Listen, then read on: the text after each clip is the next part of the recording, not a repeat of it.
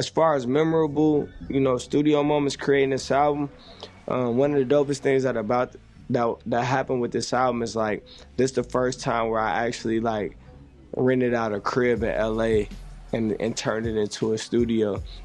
And with that being said, it just allowed the music to flow so much more naturally because, I was waking up out of my sleep in the middle of the night coming up with ideas, and I was able to walk to the room next to me and just record it instead of having to book out, studio time. I had an engineer living with me. I had 3-4 producers like staying in my house, during the time that I was working on this album. And so I think the best thing about this album is like there was no limit to me getting the ideas off. Normally it's like an artist may come up with an idea, they got to book a studio session. For me, it's like I was able to just, walk to the next room and wake up my producer, wake up my engineer, and lay the first thing that came to my mind. And I think with that being said, like this album has some of the most, realest, like uncensored, and not in a way of like, negativity or being vulgar, but just raw content for me as an artist. So that's what I'm most happy about it. So how I got with Rostrum Records, it was a very organic thing. To be honest, I got a lot of loyalty, to my MMG family. At the end of the day, Ross taught us all to be bosses in our own right. And I think people can see that when they look at the fine lines and they look at Wale as he has, Every Blue Moon as his label, as you look at Meek Mill as he has Dream Chasers, and as you look at Ross, who's an individual artist, but he has MMG as his own, label.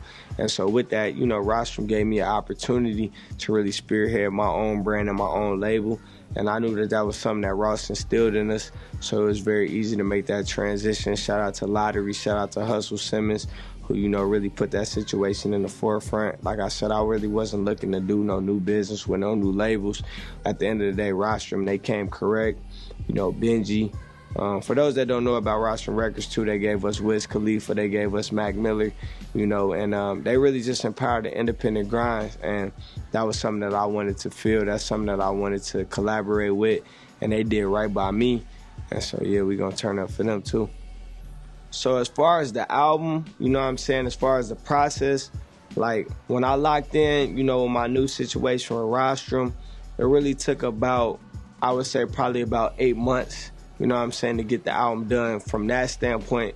But as all artists say, it takes your whole lifetime to make your first album. So I really feel like, everything that I talk about in this album is just things that I experienced, from day one leading up until this point. And it's like I never was saving content for my album or saying like, oh, I don't want to talk about this until my album, but it just worked out, in that way. And as far as like my creative process with the album, it's like I don't write my music. I love to be in a studio environment where the first thing that comes to my mind, I can lay it and then build off of those ideas. So with this album, we tapped into that process more than ever. I was able to come up with an idea and freestyle the first thing that came to my mind, and then within the next 15 minutes I was able to change certain lyrics and make things make more sense than they would when you freestyling it. And it just made for a really fun process for me as a creative. Like even if the fans may not understand where I'm going with it, which I think they will, I feel like this is some of the most relatable music that I ever made because the content is very straight to the point. But also just as a creative, I have fun doing it because I was able to correct my mistakes as an artist very quickly versus me having to book a studio session today and then come back 3 days later and change lyrics. It's like I was able to really make changes on the point, and I think the fans gonna be able to feel that when they hear the album.